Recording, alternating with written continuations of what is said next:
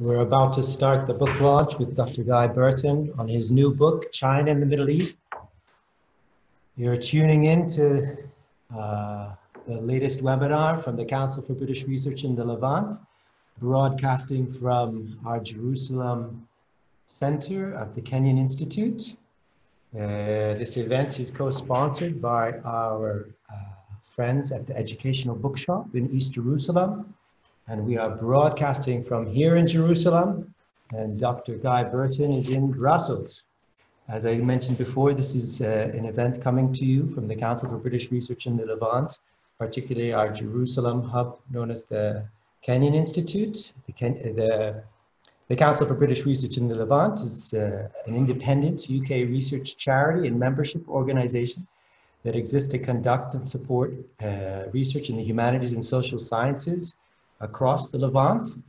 We're one of 8 different British Academy-sponsored international research institutes, which help us sustain our activity through a generous core grant, which we also need to fundraise around. And that's why we have our members and friends who sponsor us different forms of donations.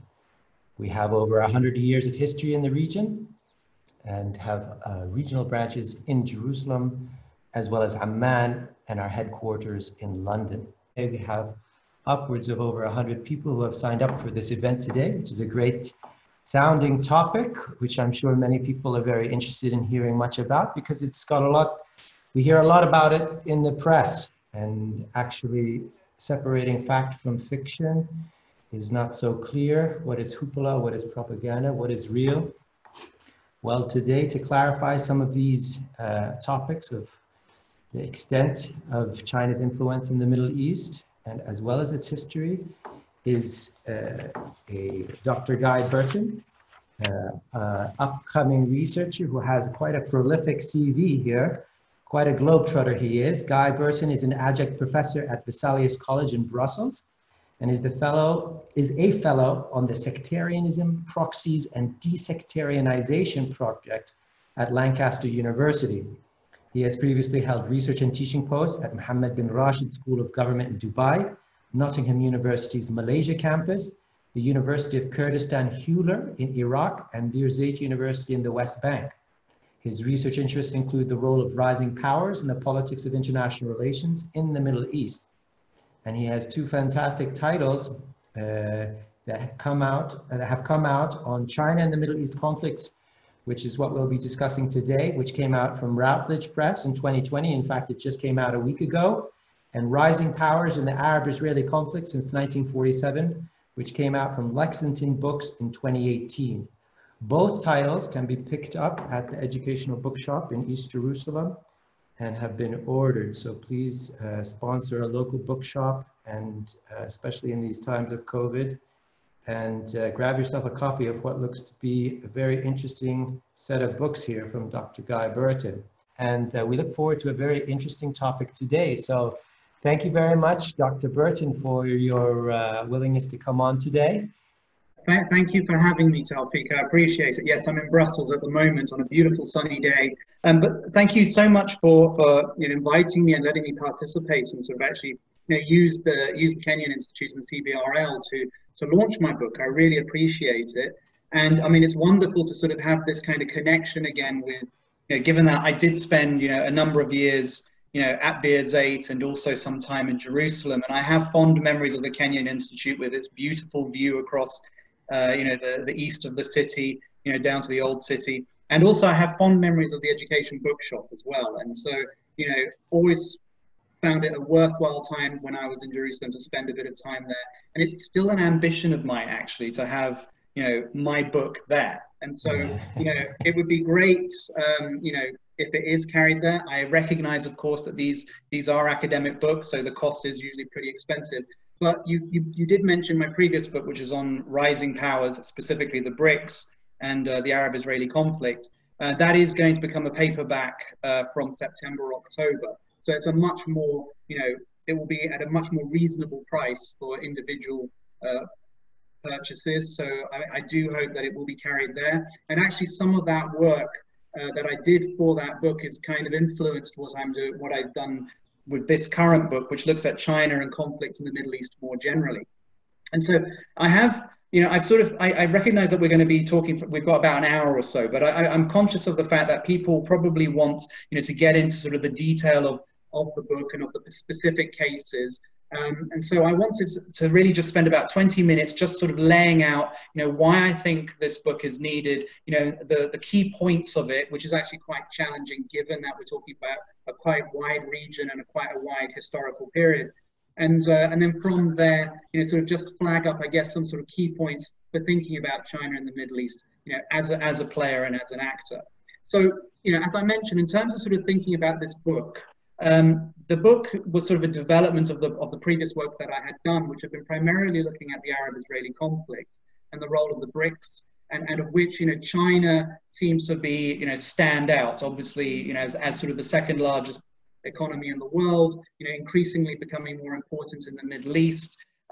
So there has been, obviously, China itself has been undergoing a bit of a shift in the last decade as well. It has shifted from, leadership to the presidency of Xi Jinping in 2012, and there is a general consensus amongst China watchers that this is a much more assertive, China.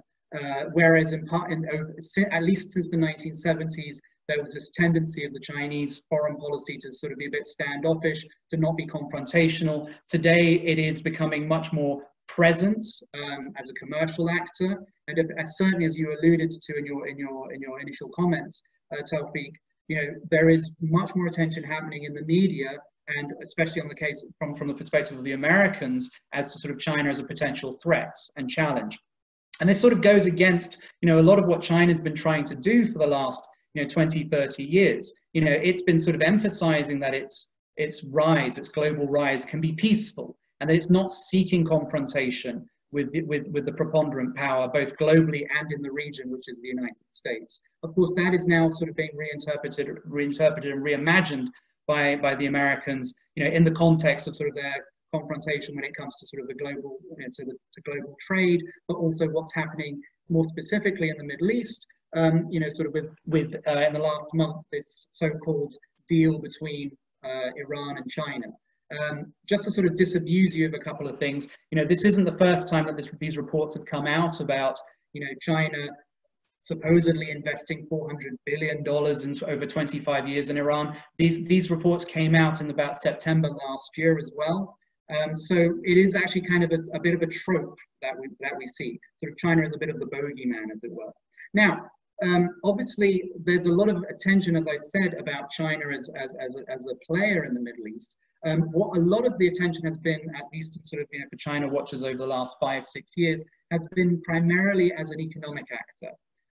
And I think Belt and Road Initiative, which captured a lot of people's imagination, when upon its launch in 2013, was part of that. This is a massive connectivity project that the Chinese have been talking about, through using Chinese capital and investments in physical infrastructure and telecommunications across Central Asia, of which, to the west, of which the Middle East constitutes a part. So there has been interest in terms of sort of China and the Middle East about Belt and Road.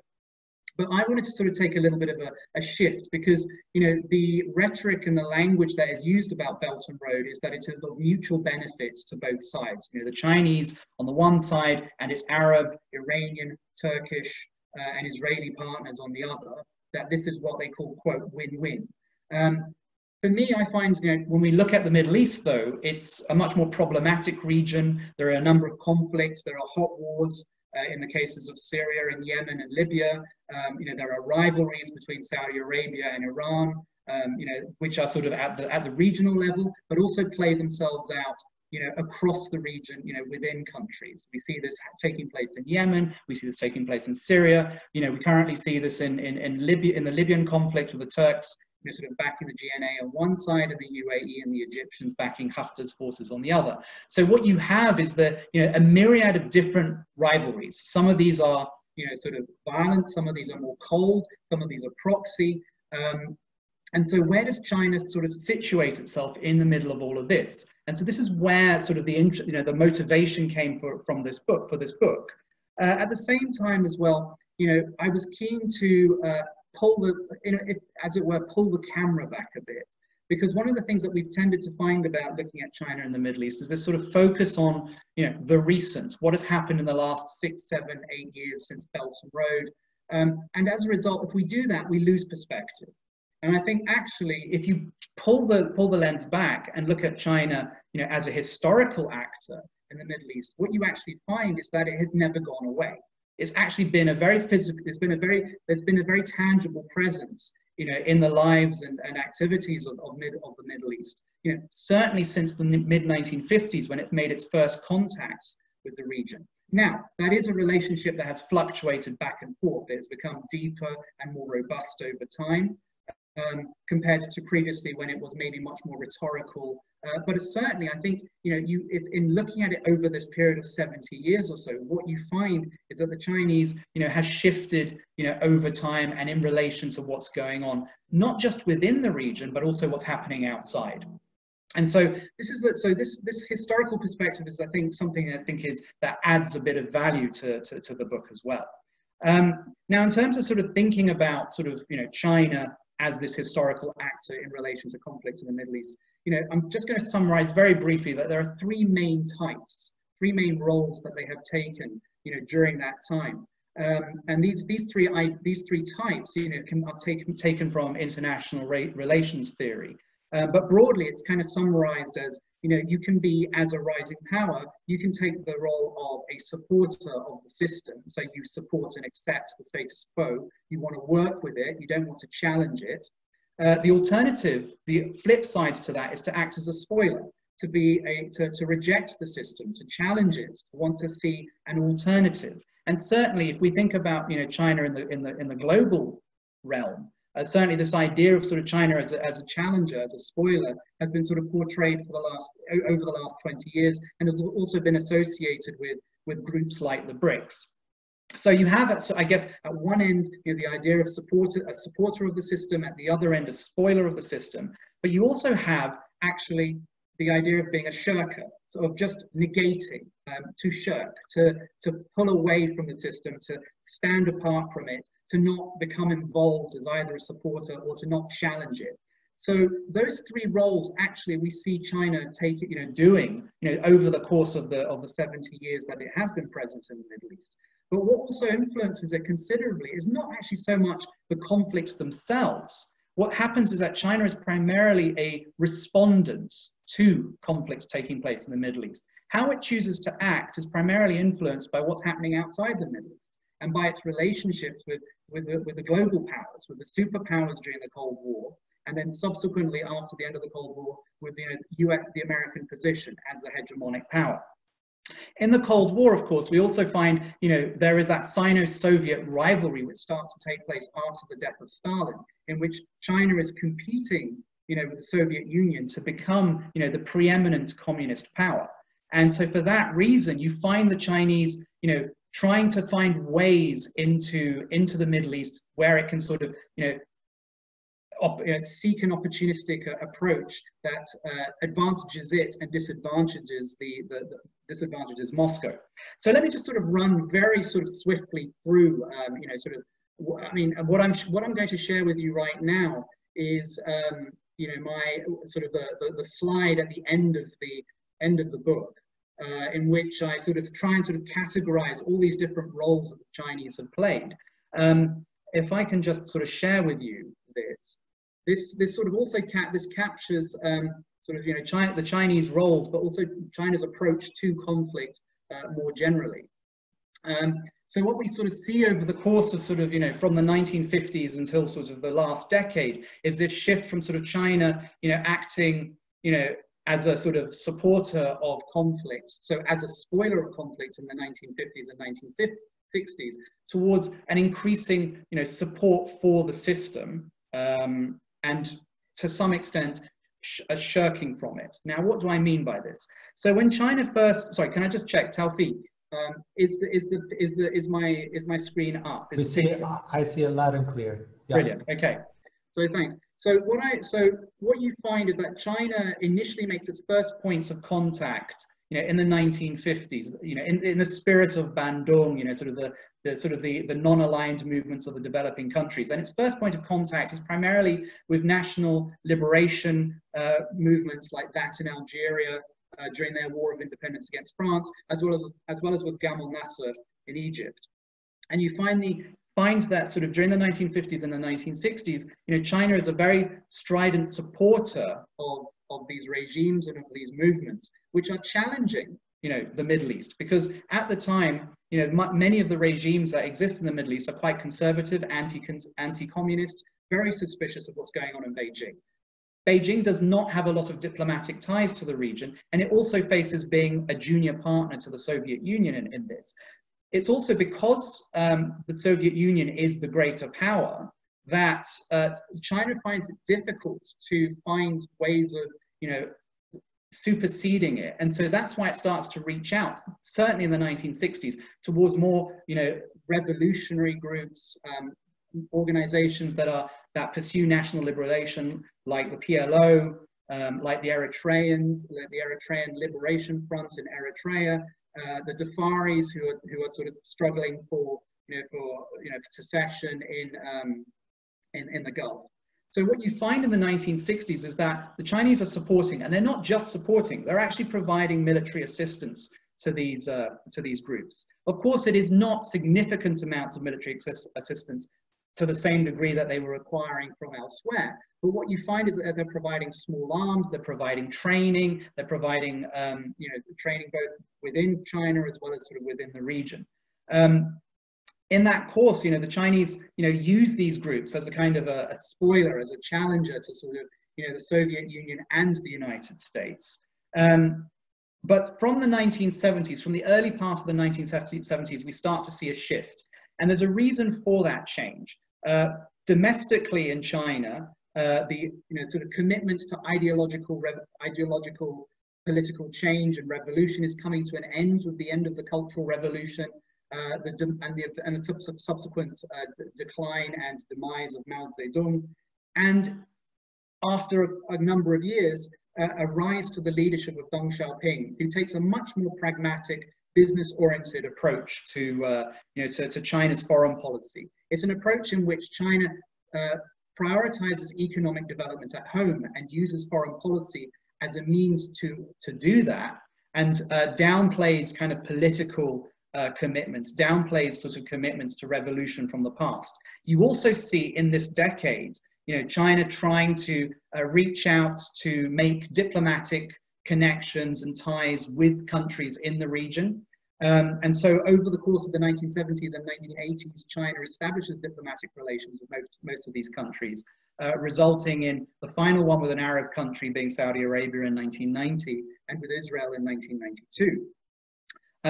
In the course of these sort of 1970s and 1980s, China is prioritizing, business, commerce, and profit.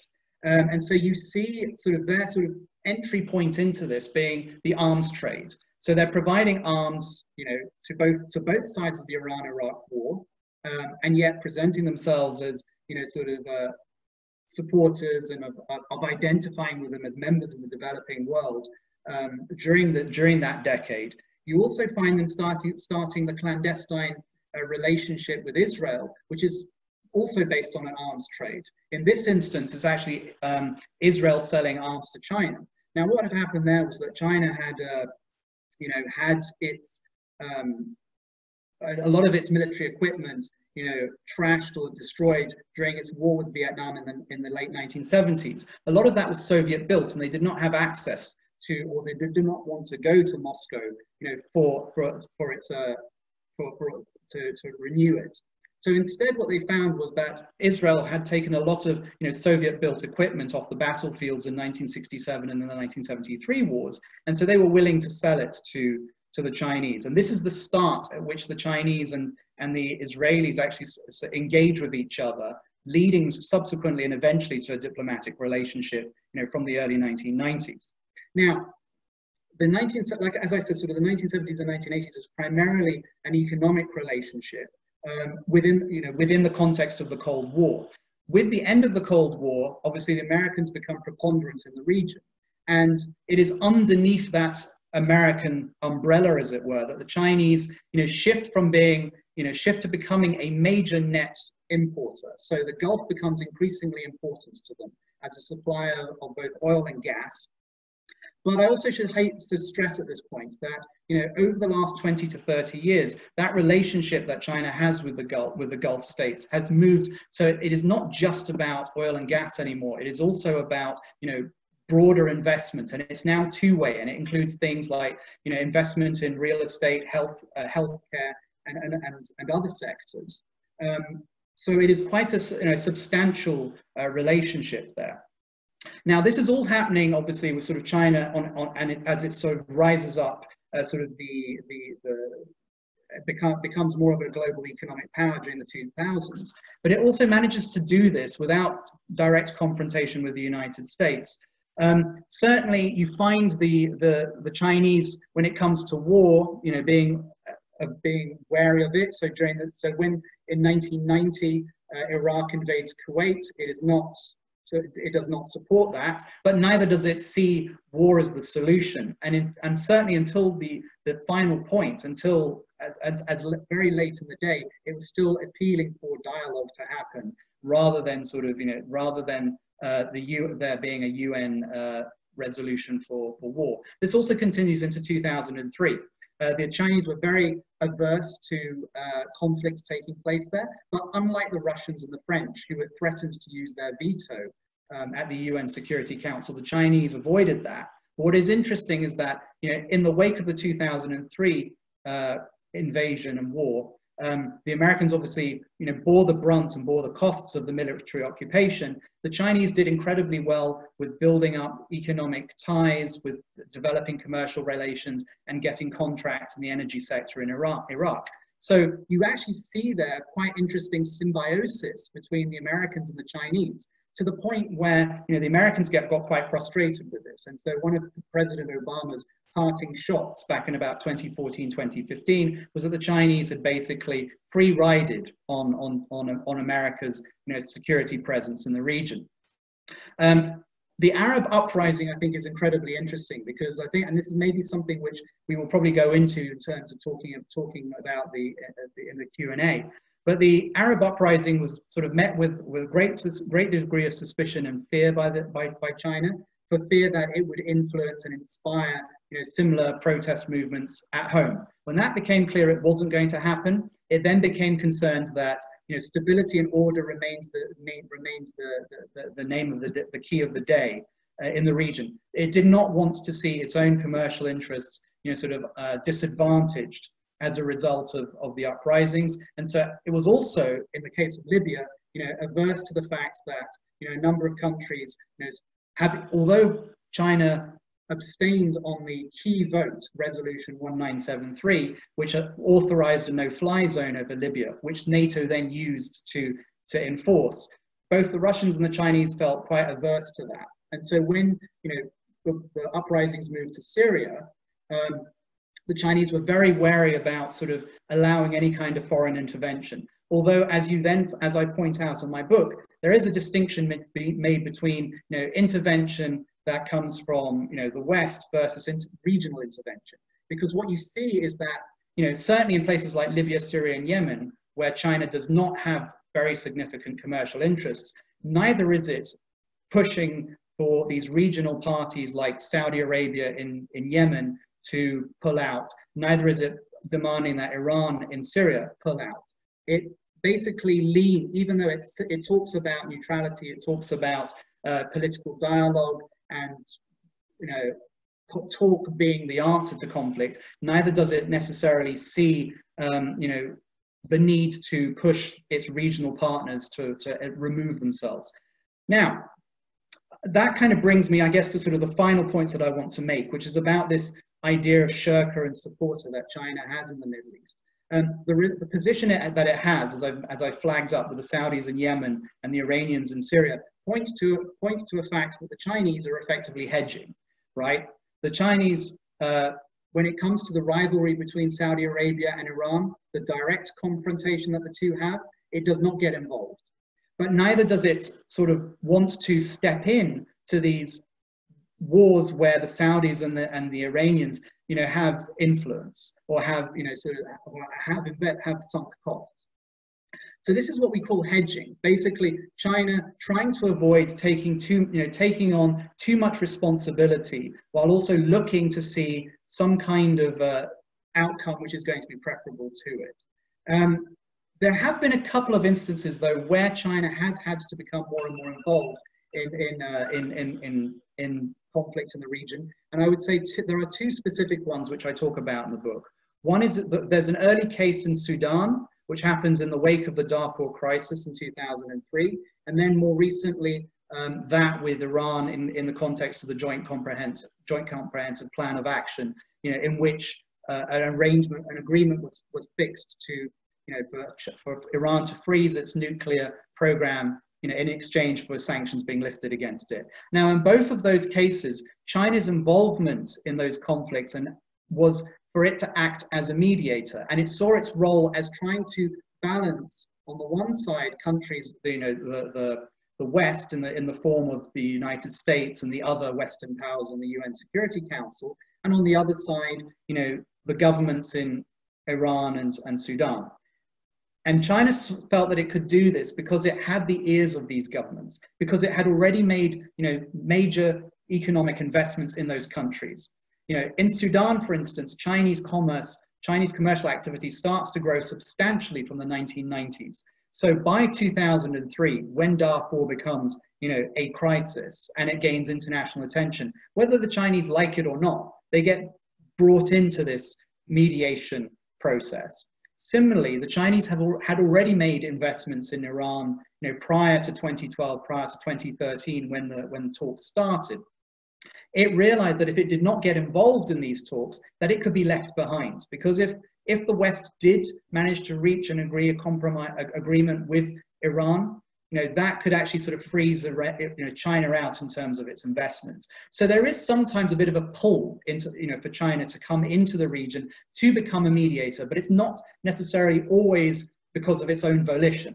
Now, the final point I want to make is that in terms of the Belt and Road, I mean, one of the first things I said at the outset is that China has primarily been, an actor outside looking in at conflict.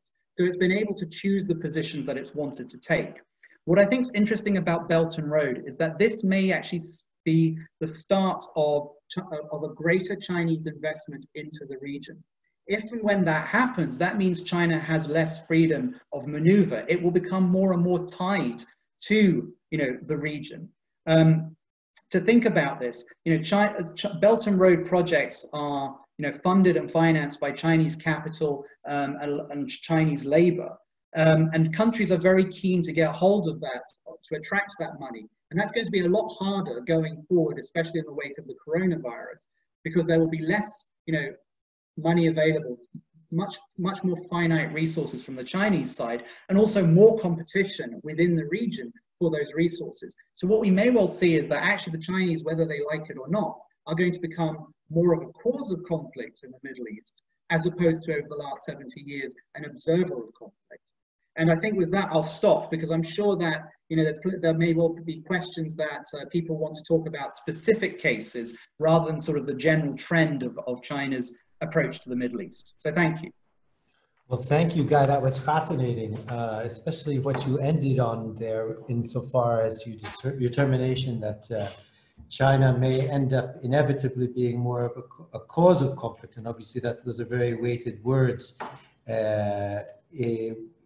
Taking you up on perhaps your last point there, I think I might just sort of, insofar as we are located in Jerusalem here, we have obvious bias to hear what your book, or perhaps your books actually say about China's role in Israel-Palestine conflict, basically. And if you could shed some light on that, because there hasn't been so much on it, although in recent times there has begun to be some attention around the issue. I note here, for instance, an article by David Rosenberg from Haaretz from July 13th, says China is winning the Middle East and Trump is helping it. And basically he writes the following. He says, faced with the choice of US or China, Israel will have to go American, but the calculations become more difficult if China is now the rising superpower in the Middle East. We're still far from that day, but it is approaching. Now, of course, Rosenberg is speaking more broadly about the Middle East, but perhaps you might be able to shed your light on China's role with Israel-Palestine and the conflict per se, as well as the larger extent of the supposed shift in power between U.S. retreatism and China's ascendance. So if I could just, if I just sort of start initially with the Middle East one. So, and there's one of the frustrating things that I've kind of watched over the last few years is sometimes you get, with this analysis, you have this talk about, America wanting to, retreat from the Middle East, wanting to pivot towards East Asia. So shifting sort of, the focus from our part of the world that we're interested in to, to East Asia and to containing China there. I mean, so what's often sort of, one of the concerns that sort of analysts have made, especially those in Washington, is to assume that, if America withdraws, then China will automatically fill that space. And I'm not sure that that's actually the case, because, as I sort of alluded to with the, the Iraq example, sort of from, post 2003, there you had, sort of the Chinese doing incredibly well in terms of commercial opportunities, in terms of investments, but that happened under the American security umbrella. There is no clear indication that the Chinese want to take that on, right? And certainly we saw this, in the, if we cast our minds back to 2014 and and the rise of ISIS, and when it spilled over the border from Syria into Iraq, ISIS became a concern for the Chinese. Abu Baghdadi actually, in his sermon in Mosul in June of 2014, actually cited the Chinese alongside the West as sort of persecuting and abusing our Muslim brothers. So the Chinese were sort of already on ISIS's radar, but the Chinese recognized ISIS as a terrorist threat, and they were willing, and on both the Syrian and the Iraqi sides, there was a keenness and an interest in getting the Chinese involved. The Chinese never got actively involved in terms of putting boots on the ground. There may have been, sort of backstage activity in terms of logistics and in terms of support, but if it was done, it was always on its own terms and never part of a wider international, coalition.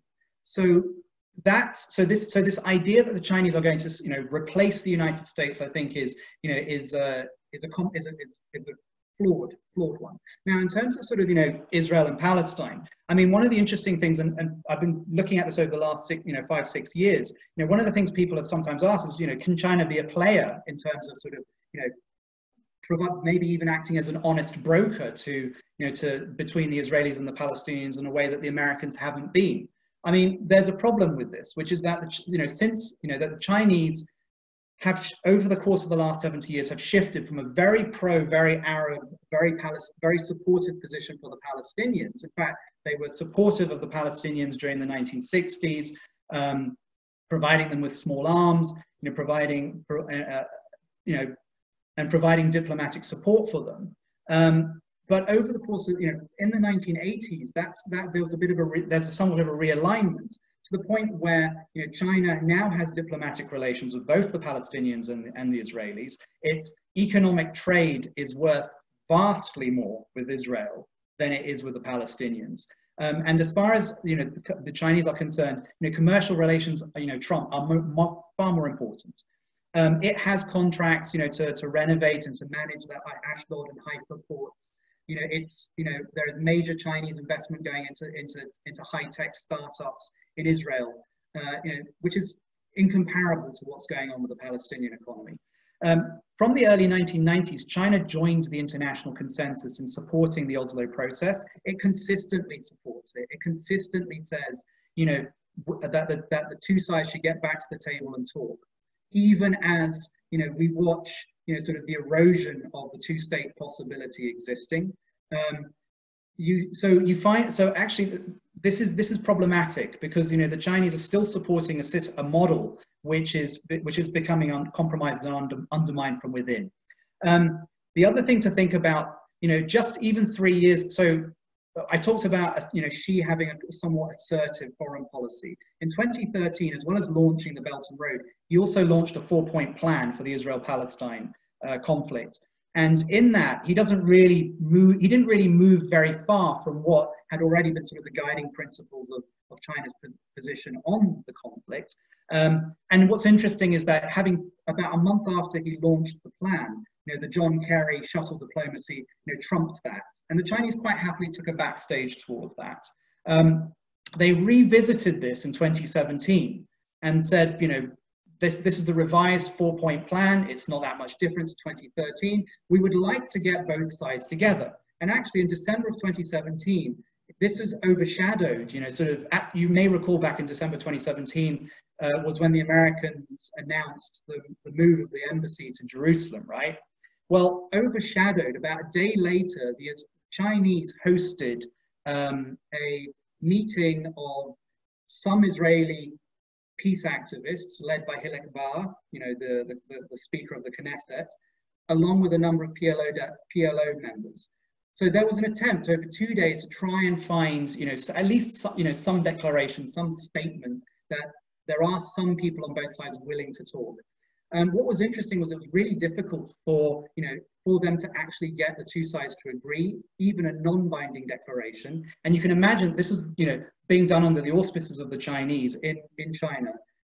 This is embarrassing, right? So you can sort of see if they struggled to get them to agree a non-binding resolution, which hasn't really done much since. And so you then ask the question, well, if that's the case, why on earth would the Chinese invest any capital into trying to resolve the conflict between Israel and the Palestinians?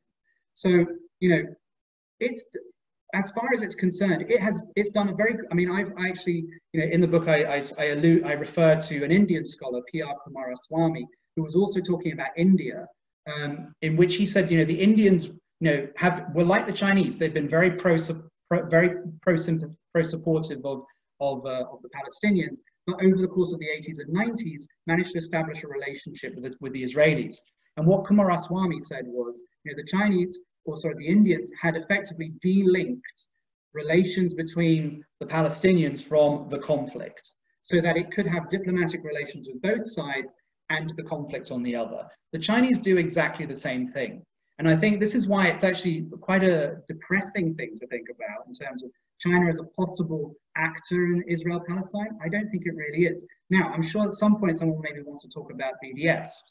I'll stop here, but because maybe you have some questions, but there's also something to be said about, the BDS in China. Well, fascinating, Guy.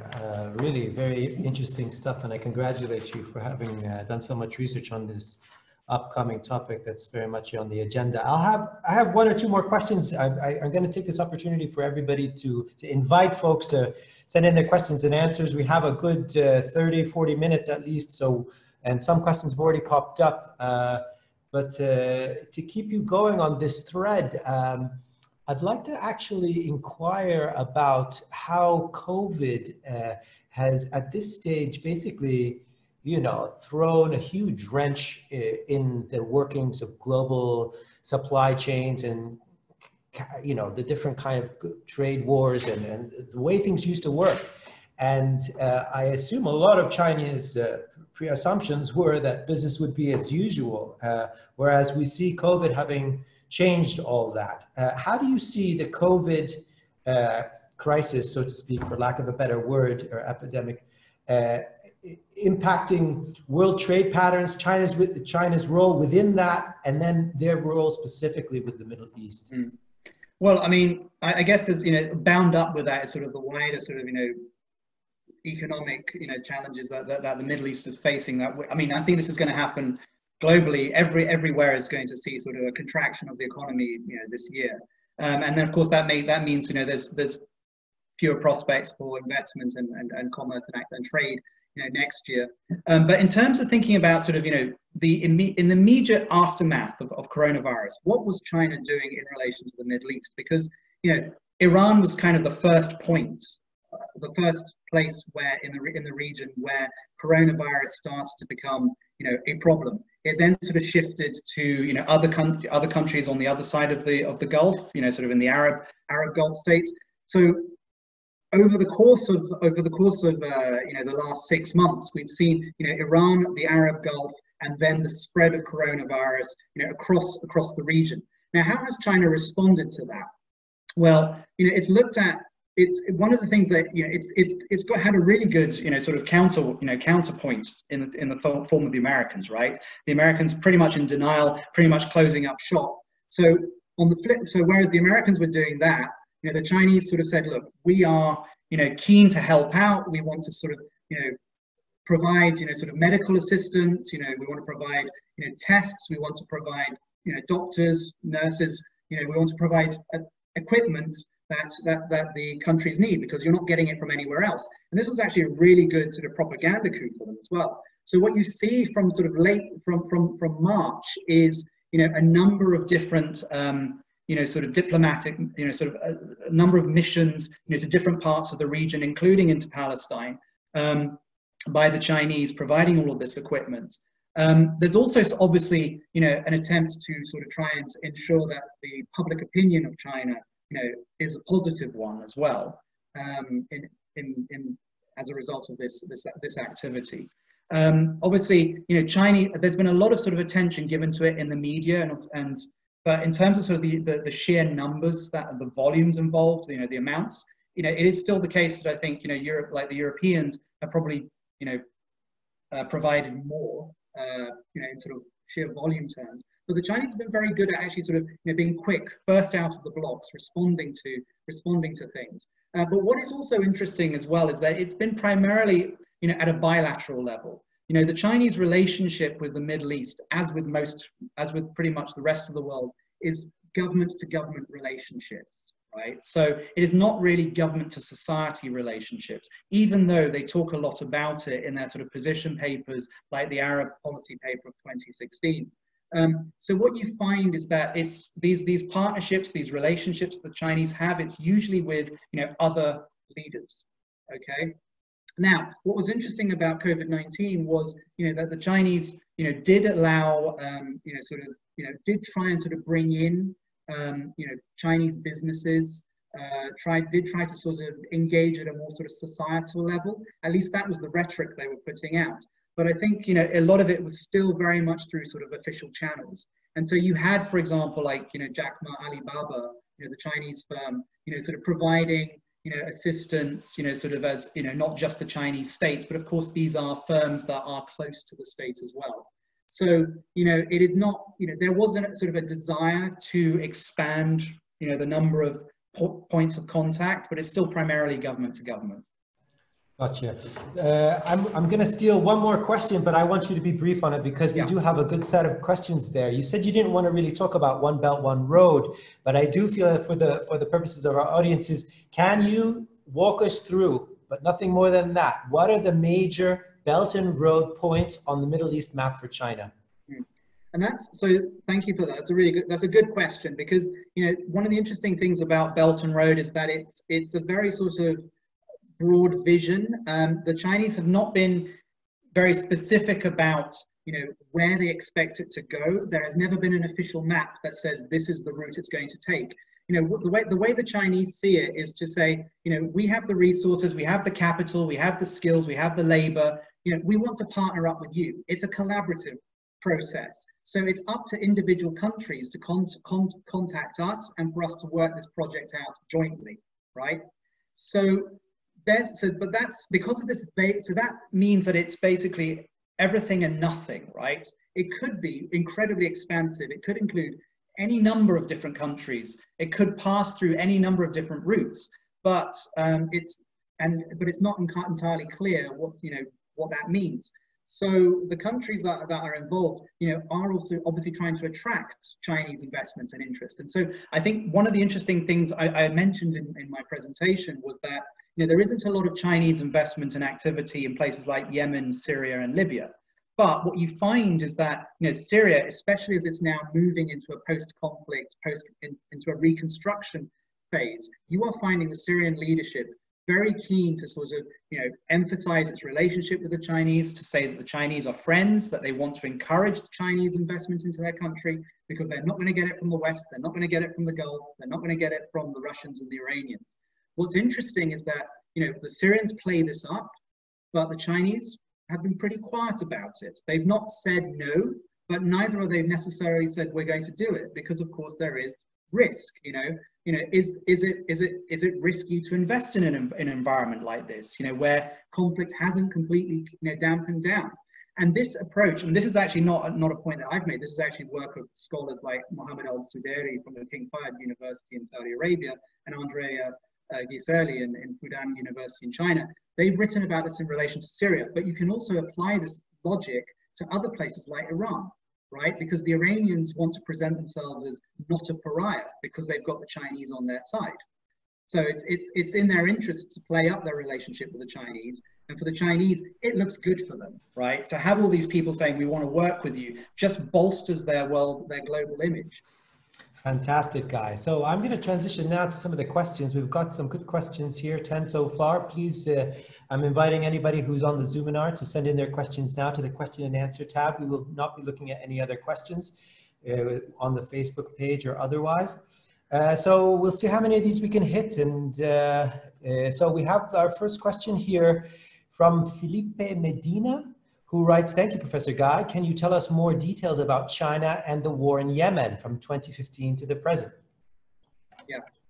So the Chinese have very much taken the view that they officially support the Hadi government because it's recognized by the UN, and so implicit in that is their support for or at least acceptance of the Saudi intervention in that country as well. I think it's also there you have despite the American sort of claims that the Houthis are a proxy of the Iranians, it's not as clear as that. Certainly there is some assistance and sort of financial and military support by Iran to the Houthis, but the Houthis are very much their own actor. So what you have in that respect is kind of like a stronger Saudi position, stronger Saudi commitment in Yemen compared to the Iranian one, right? Whereas I think if you were to look at Syria, it's kind of flipped the other way around, right? Now, so what you find there is that the Chinese are pretty much back the the official government, and so therefore implicitly the Saudi position there. That said, they do of course maintain the rhetoric of dialogue is the answer. So they do support UN attempts to that end. They also support the idea of non-intervention. That is a principle that they of their foreign policy since the 1950s. Although what does non-intervention mean? In the case of regional parties like the Saudis, not much. But when it comes to sort of intervention by global powers like the Americans, yes, a hell of a lot. And if I might just sort of jump to I'll leave it there because it may well come out later. So. Thank you, Guy. We have a couple of questions here that kind of relate to China, US, Israel triangulation. Pedro Blanco asked something that maybe you might have already touched on about the extent to which China could play a major role in the Israel-Palestine conflict. Could it rival the US there? What's your opinion about the conflicting participation of Chinese companies in Israel with US interests and security concerns? To follow up on that, you also have Arik Bashar, who asks, we read a lot about US opposition to China's growing economic role in Israel. How worrying is that to Beijing? Your comments there? Yeah. So just the point that was asked about China as a mediator, as a potential player, party to resolving the conflict. I mean, I think I've addressed that, but the other thing I would also add is that the way that Oslo is structured means that the Americans are the third party mediator there. And I don't think what we see is that the Israelis are very happy with that. The Palestinians have always talked about internationalizing the conflict and internationalizing sort of the conflict resolution to that. They would love to have the Chinese involved. They'd love to have a lot more people involved. But they're going to find that very hard because Israel and the Americans work so sort of hand in hand on that respect. And the Americans are not going to give it up. The Israelis don't want them to give it up. So for the Chinese, where is the incentive to get involved in that? And that, I think, brings me to the other point, which is that China does a very good job, not just with Israel, but across the region, of separating its economic interests from its political interests. So it has built up this very broad and very deep economic and commercial relationship with Israel over the last 20 to 30 years. If you think about sort of its initial point of contact was sort of an arms trade, it now encompasses all manner of activity, from infrastructure at the Haifa and Ashdod ports, as I mentioned, through to telecommunications. There was some sort of talk about that being under discussion. What was interesting was a number of these contracts were sort of initially being brokered about 5-6 years ago. And at that time, the Americans were not making a big song and dance. In the last year, they have. And so we've seen since 2019, the Americans becoming much more agitated about the Chinese presence in Israel, to the point where now America is starting to put the screws on Israel and say, you need to make a choice. This has meant that what the Israelis have done is to introduce a new sort of foreign ownership assessment system, which is actually something that the Europeans are also doing here, by the way, in which any of these kind of attempts to sort of, any of these bids will be reviewed for how much collaboration is there between the firm and the government in China. Of course, this is on contracts moving forward, so it doesn't affect things that have already been agreed. But of course, the Chinese, you've got to see from the Chinese side as well, that they understand that Israel is an ally of the United States, and they have never tried to challenge that. In fact, actually, there is a really interesting case which took place about 20 years ago, which I think is quite instructive and people have forgotten, which is the Falcon controversy. So back in the late, during the 1990s, actually during the 1980s and 1990s, Israel was selling much more high-tech equipment, military equipment to China. And the Americans were quite happy with this until the late 1990s when they sold the Falcon, which is kind of anti-radar equipment. The Americans were worried that this could be used, again, around for their own activities around Taiwan. So they basically said to the Chinese, you need to stop, they said to Israel, you need to stop this deal. And I think it was around $200 million or something at the time. Eventually, the Israelis faced a choice. We either go ahead with this contract, which we've signed with the Chinese, or we pull it and make America happy, but China unhappy.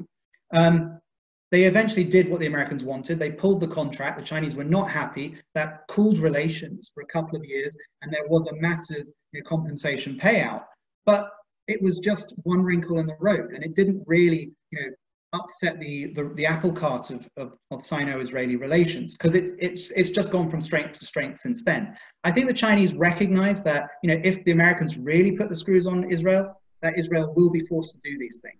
But that shouldn't mean that the two can't have a partnership and a relationship.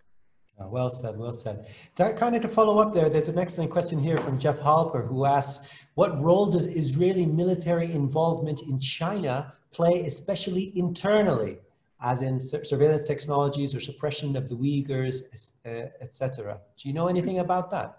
Only in the broader sense. I mean, I think Jeff's done stellar work himself. I think his most recent book, which looks at a lot of this stuff.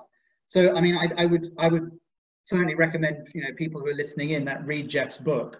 In terms of, I will only talk broadly in the sense that the Chinese are very or rather I should just say, sort of in the Middle East, there's a lot of interest in Chinese sort of Chinese technology.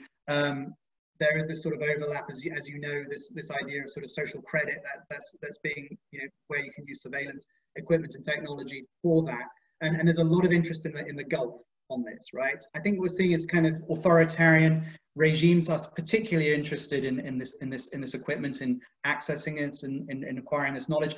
In terms of sort of Israel and China, yes, what we're seeing is there has been considerable Chinese investment into Israeli startups. Some of them may well have military application, but it's actually quite difficult to drill down and get a lot of this data, because a lot of these companies, as we know, don't necessarily sort of advertise or publicize a great deal of what they're doing, particularly when it comes to sort of the military side of things. But certainly there is some degree of overlap between the two. Yeah. It's a region filled with concerns around monitoring and surveillance. It's anyway, no comment there. We have another question here from Mr. Roger Higginson, who asks you, do you see China as having a geostrategic interest in Iran in terms of seeking access to an Indian Ocean port on Iran's south coast? I think so. Mr. Higginson's talking about, I think, the development of the port at Gwadar, which is on the Pakistani side. Now, there has been sort of a bit of sort of almost like a geopolitical race between the Indians and the Chinese on this, right? Because the Chinese have sort of been developing this connectivity corridor with Pakistan, over the last decade or so, which would see sort of improvements in infrastructure, sort of roads, railways, and the port at Gwadar, whereas the Indians have been trying to do this on the other side, the Iranian side, at the Chabahar port. What's interesting is in the last couple of weeks, the Iranians seem to have grown tired of India, sort of pulling out, sort of not fully committing to this project, partly because of a fear of sanctions. And so they kind of sort of abandoned the Indians, which caused this a bit of a concern, within Indian thinking. And maybe it may well be that the Chinese are sort of invited to come in here and to fill in the space. Look, the way that sort of the Chinese approach to Iran has been, a relationship which is, very pragmatic, right? It's been, it's a relationship. They've had diplomatic relations since the 1970s. It began under the Shah. It continued, after the 1979 revolution. It has continued with sort of the, China being sort of a major arm, well, the major arms supplier to Iran during the Iran-Iraq War. China was a key, support, provider of assistance to the Iran nuclear program during the early 1990s. But what I think is interesting is that in 1997, when the prospect of better relations with America was on the table, it abandoned its assistance to the nuclear program with Iran. And even during the 2000s, when sanctions were being debated and discussed, at the UN Security Council, the Chinese, were quite happy to accept the sanctions regime because they don't want to see nuclear proliferation either. So what you've got to see is that this Sino-Iranian relationship is a very pragmatic one. The Iranians need the Chinese, but the Chinese don't need the Iranians to the same degree that that Iran does, right? So there is this awareness in Iran as well that the Chinese will only go so far. The Iranians would love China to become an ally, but China does not do alliances. It does partnerships. And what is interesting is that it has a number of, it has a hierarchy of partnerships, of which the most substantive partnerships it has are what they call comprehensive strategic partnerships. And it has 5 of those in the Middle East, of which one is with Saudi Arabia and the other one was with Iran. And it signed both of those within weeks of each other. The 2 major rivals in the region, it has managed to sort of put both of them at the top of its priorities for the region. Okay, thank you. We have a follow-up question from Dr. Mandy Turner, who is our ex-director here at the Kenyon Institute. She asked Dr. Burton if he could elaborate on the impact of Chinese ownership over the new Haifa port. And I might add also the one in Ashdod, which I believe is an expansion deal. So there's 2 ports here. Yeah. We know, she continues by writing, we know it's annoyed the U.S. and has been suggested that Secretary of State Pompeo's visit in May was about this issue in particular. How do you see this issue playing out? So, I mean, the reason why the Americans are so het up about Haifa is because it's also where the 6th Fleet docks, right? And so they're incredibly concerned about, sort of spying and surveillance, Chinese spying and surveillance on the fleet there, which is why it's prompted this, this, in a way, it's kind of, the American concern here goes beyond commercial concern. It goes to national security concerns, which also echoes what I was talking about, the Falcon controversy of 20 years ago. So I don't know, where I think as things stand, and the last time I saw Haifa port, it is still ready, it is getting ready for, further Chinese development. I think, if the Americans were really to push Israel, to pull out of that deal, there's going to be a major compensation to be paid, as well as finding, an alternative partner. And that is one of the difficult things, in terms of investors, who else is prepared to step in and do that? When we look at, there's a lot of competition going on around the region, for investors in ports, and there's only a few countries and state firms that are able to do that. If you look to sort of the Horn of Africa, for example, it's Dubai ports, it's UAE ports that are doing this, and of course that without diplomatic relations between Israel and the UAE, that's not going to happen. So this is, I think, in terms of where the Israelis face a difficulty in terms of what to do if they are forced to ask the Chinese to withdraw from Haifa. Gotcha. Well, I'm going to kind of put together a bunch of other questions that are sort of have points of intersection. Given this one coming from Jan van Ruysen, who basically asked a question, given the Chinese position, would you agree that this basically makes the Palestinian position more difficult for them to be able to achieve their rights, especially if if they're taking a hedging position as you describe it? And if you'd like to comment further, he has a follow-up question, so what that might mean in terms of perhaps advice or ideas or implications on both the Palestinian leadership as well as the larger network of supporters around the Palestinian cause. What does China's entrance into the game mean for them? Well, so as I said, I think the Chinese primary concern when it comes to Israel and Palestine is not the conflict itself, but sort of diplomatic and commercial relations with both sides. I mean, it does have, what's been interesting is it does have a Middle East envoy, which has had for about since 2002, which is primarily symbolic. It does, he does, sort of personal meetings with both sides. But one of the recent ones has actually published a paper talking about the idea of peaceful development, which sort of says, this seems to be sort of part of China's sort of drive to solving conflict, which is to ensure that there is greater development in society, which will somehow kind of iron out any kind of grievances. I mean, it's still a work in progress, and it's very broad brush. What's odd about it as well is that it doesn't really sort of engage with sort of civil society in that respect, because as I sort of mentioned a little while ago, a lot of China's relationships are primarily sort of based at the level of government.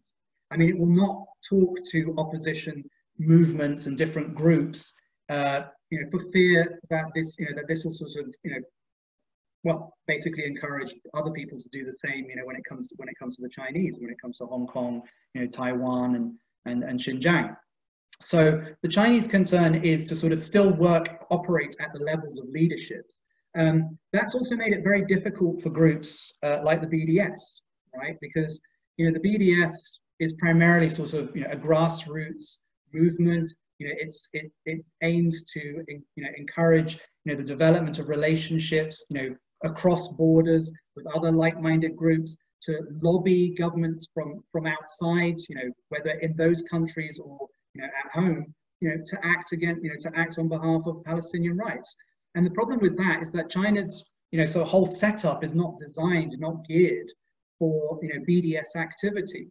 I mean, when I was doing work, and not so much for this book, but for the previous one, I was interested in what does BDS do in terms of the BRICS countries, and it was very striking that BDS activity is much more manageable, much more tangible in places where you have democracy, like Brazil, India, and South Africa, than in the more authoritarian places like Russia and China.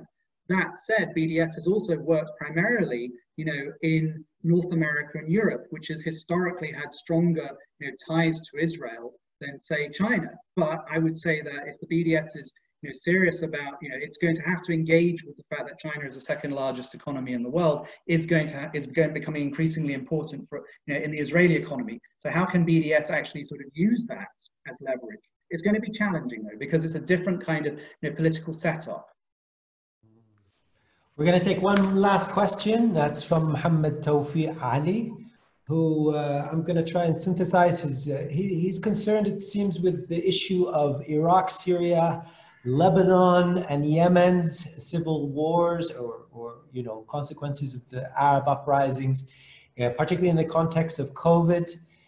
He asks, do you see these as failing or failed states, and that the COVID now might be something that would kill these popular uprisings. Do you have a view to that, and where China stands in this equation? Do you see them preferring, sort of, in some, you talked earlier a little bit about not only their hedging, but also the risk that they have to maintain, because obviously these are major popular uprisings that don't necessarily have clear winners in them. Maybe some of them do now at this stage, but also that might be a short-term bet. So could you talk about how China is actually going through that process of calculating the risk it wants to take, and at what stage of the game, perhaps? And that's a really good question. And I think, since you're asking both a combination of what I think as well as what the Chinese think, and certainly for my view is that these protests have very good political, economic, social reasons for existing. And COVID's not going to, as we've seen, people have come back on the streets. They're not going to go away, and it's a continuation of what's been going on over the last decade. They haven't just sprung out of nowhere, right? The problem is, for the Chinese, that they have, as I've said, they tend to work on this basis of sort of government-to-government relations. So, they're very much geared towards, these relations of government to government are also sort of, underpinned by this idea of order and stability, right? So they're almost walking into the same trap that the Americans have done in the past, which is to, prioritize regimes that will offer and secure stability and order, but at substantial social and political cost, right? These being authoritarian regimes. This means that should those regimes fall or be challenged or compromised in any way, China doesn't have the wherewithal, doesn't have the contact to whoever might replace them. Also because it doesn't have, hasn't cultivated, other groups in society under the auspices of its non-intervention policy. So this is, a problem for the Chinese in terms of, they recognize that there are protests. They recognize that there are, that there's good reasons for this, but they also, and this is where I think, the new paradigm of peaceful development, which they're sort of trying to present as a way to, not just stand on the side, but to try and engage with conflict as it's taking place in the Middle East, is their way forward to this. It's still at a very early stage, and as I said, with peaceful development, it's not clear, where, who they're going to work, how that's going to pan out for wider society. Because if their main partners are governments, right, as we're seeing in Syria today, a number of, it seems very likely that the kind of reconstruction that's going to happen is going to benefit and privilege, those who are close to Assad or loyalists, and it's going to keep those that are opposed to him disenfranchised. And the danger is, of course, that kind of, sort of China becomes involved in that will only just exacerbate it. So, so there is a need to develop, Chinese thinking on this, certainly in terms of practice. A lot of this is still at the conceptual level, and it's being talked about in a general way, but in terms of sort of actually, in terms of activities, actions on the ground, we're not really seeing that at this moment. And you've been a very generous discussant today, or interviewee, I guess that's what you are. And we thank you for that. Indeed, it was a very fascinating, rich set of information and analysis that you provided for us today, Dr. Burton. So we want to thank you for that. This, as I mentioned, was a book talk based on Dr. Burton's latest book, which is China and the Middle East Conflicts. That came out of Routledge just 1 week ago. And if I'm not mistaken, this is probably the first book launch that you've had. Mm-hmm. So, yeah, fantastic. That's a great honor for us to have. So check that out. You can pick a copy up at the Educational Bookshop in East Jerusalem if you're local. Support your local bookshops if you have the ability to. Dr. Burton also has another book on rising powers in the Arab-Israeli conflict, which since 1947, that came out of Lexington Books in 2018. And you can pick up that book too, if interested. We'd like to thank all of our audience members for coming out today, as well as our partner organization, the Educational Bookshop, as we said, in East Jerusalem. Check out our website, cbrl.org. Today's event was just one in a series of webinars that we've organized. Check those events out on cbrl.ac.uk. You can also sign up to become a member. Also, please check out the Educational Bookshop's Facebook page. That's pretty straightforward. You can find them on Facebook. I'd like to thank everybody for attending today, and most especially Dr. Guy Burton for his time and his generosity today. We hope you tune in next time for future events, and otherwise stay safe and have a good day. Thank you.